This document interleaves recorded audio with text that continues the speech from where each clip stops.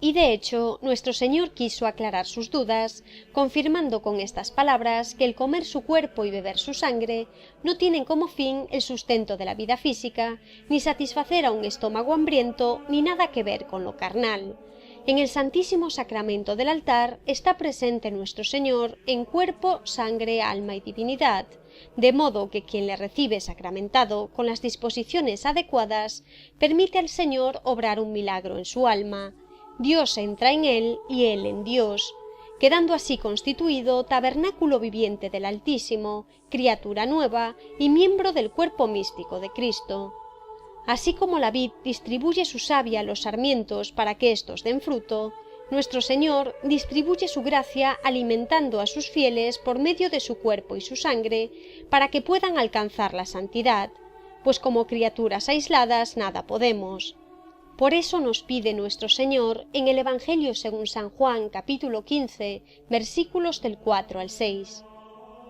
Permaneced en mí, como yo en vosotros, lo mismo que el sarmiento no puede dar fruto por sí mismo si no permanece en la vid, así tampoco vosotros si no permanecéis en mí.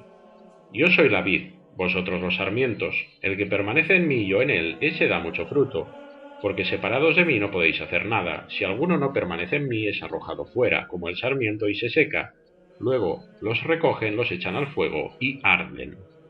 Y nuestro Señor habla claro. Leíamos en el Evangelio según San Juan, capítulo 6, versículo 56.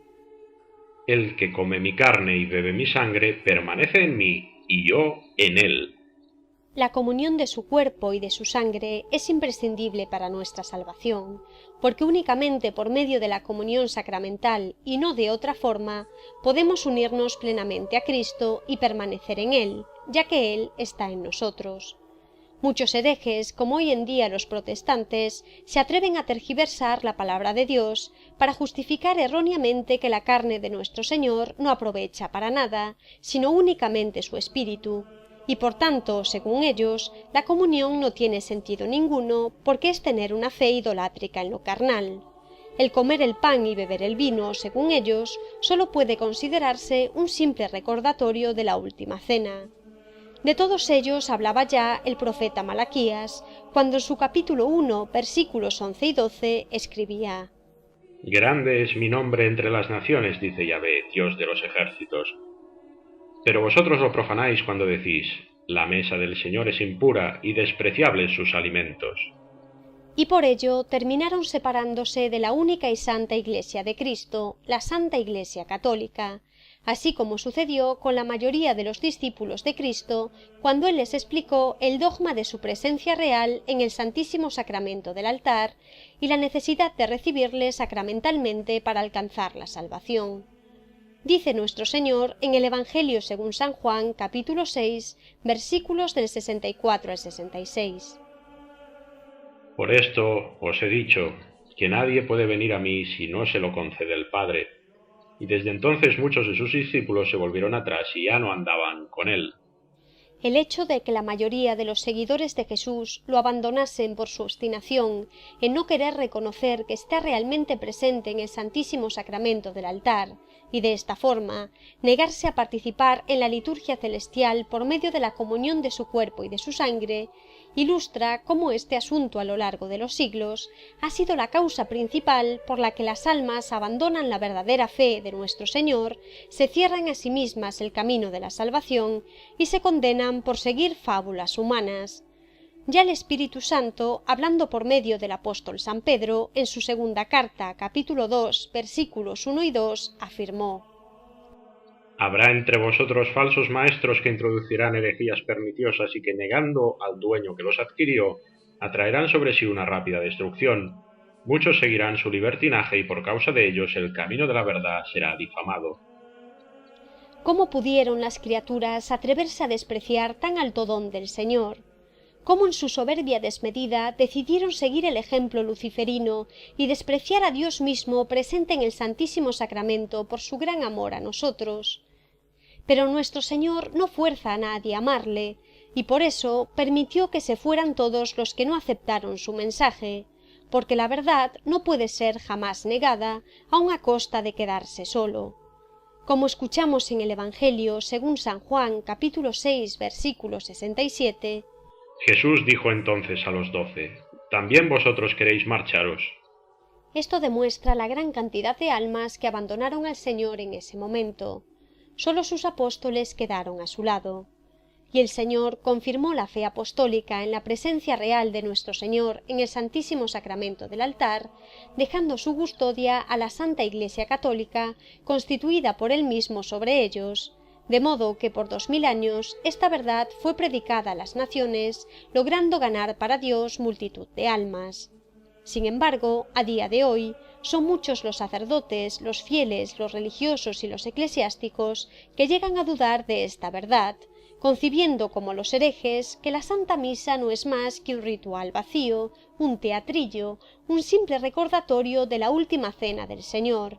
De esta manera, nuestro Señor es maltratado y constantemente profanado por sacerdotes más preocupados por ser bien vistos por las masas que por honrar al Señor, y por aquellos que dicen amar a Dios mientras acuden a recibirlo como si fuese un simple trozo de pan, y pese a estar en pecado mortal exigen su derecho a no ser excluidos de la mesa del Señor, sin querer cambiar un ápice de su vida entregada, afianzada y obstinada en el pecado, con el sacrilegio que esto implica, tal y como explica el apóstol San Pablo en su primera carta a los Corintios, capítulo 11, versículos del 26 al 29.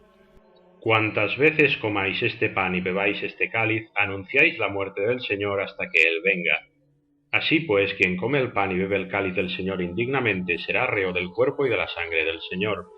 Examínese, pues, el hombre a sí mismo, y entonces coma del pan y beba del cáliz, pues el que come y bebe sin discernir el cuerpo, come y bebe su propia condenación. En otras palabras, el apóstol previene a los fieles de Corinto del gran sacrilegio que se comete por recibir la comunión sin las disposiciones adecuadas, es decir, en pecado mortal o sin discernimiento, es decir, sin tener fe en lo que se recibe. Y ya hemos visto cómo Jorge Mario Bergoglio, en el Sínodo de la Familia, ha abierto las puertas de par en par a esta clase de comuniones sacrílegas, haciendo que el Santísimo Sacramento sea profanado a discreción y que las almas, confiando en sus mentiras, coman y beban su propia condenación. Por favor, hermanos, si realmente amáis al Señor, no os dejéis seducir por tantas mentiras, ni permitáis que los malos ejemplos escandalicen vuestro corazón. De ellos hablaba el apóstol San Pablo en su segunda carta a Timoteo, capítulo 3, versículos 1, 2, 4 y 5, cuando decía: Ten presente que en los últimos días sobrevendrán momentos difíciles. Los hombres serán más amantes de los placeres que de Dios. Tendrán la apariencia de piedad, pero desmentirán su eficacia. Guárdate también de ellos. Mucho más santo y virtuoso es abstenerse de comulgar cuando no se está en estado de gracia, y poner todos los medios necesarios para salir de ese estado de condenación cuanto antes, y recuperar la vida en Cristo por la confesión sacramental y el cambio sincero de vida, que acudir a recibir al Señor en pecado mortal por creernos tan santos y dignos como los demás, ya que por nuestra soberbia y por nuestro sacrilegio nos haremos incluso más réprobos del infierno de lo que éramos antes. Pecar mortalmente significa cortarse a uno mismo de la vid de Cristo y lanzarse a las garras del maligno. Cuanto más tiempo esté uno en este estado, más devastadores serán los efectos para su alma, y si la muerte le alcanza en este estado, no hay salvación posible para ese pobre infeliz, ni oración que valga, pues él mismo firmó su sentencia de muerte.